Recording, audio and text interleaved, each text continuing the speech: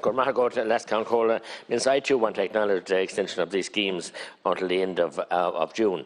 I would like to see them extended further, but at least it's Tusak Mahlana Hibra. I want to thank the council officials too, and indeed the social welfare and your own officials, who have worked with these schemes and worked with businesses who, for no fault of their own, found themselves in this situation, forced to close by government regulations.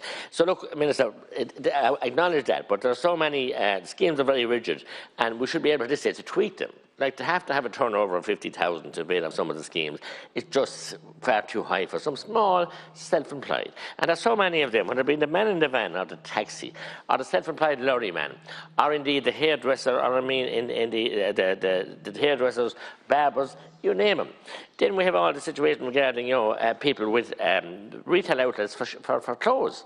I mean, they had last winter stock, 2 winters ago stock, then the spring stock, summer stock, autumn stock, onto winter, spring again, and now in the summer. All the stock is left to them, and they can't get rid of it. And there's some wonderful retail, wonderful businesses, so we need to look after them.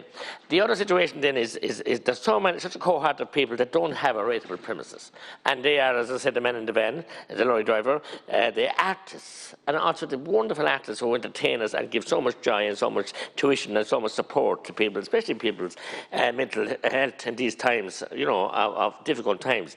But they're many and numerous, and they get no allowance. And they're self-employed. They might have a machine for hire, self-employed. They might have a tractor. They might have whatever, a lorry. They might have a van. Because they have the rateable premises, they're ruled out. So we need a year in, 13 months in, to be able to tweak these schemes as well as extend them, because there's large cohorts left out. The tourism industry, the motor coaches, as I said, all those people, and the dance schools, and indeed all the different types of dance schools, so many, they haven't got a bob either money because they're outdoor. So look, it needs to be tweaked, and I'm appealing to you, Minister, and the Cabinet. I don't know how long more we're going to be in it, but there must be, like, same with the churches when they're open, 50 allowed, no matter what size the church was.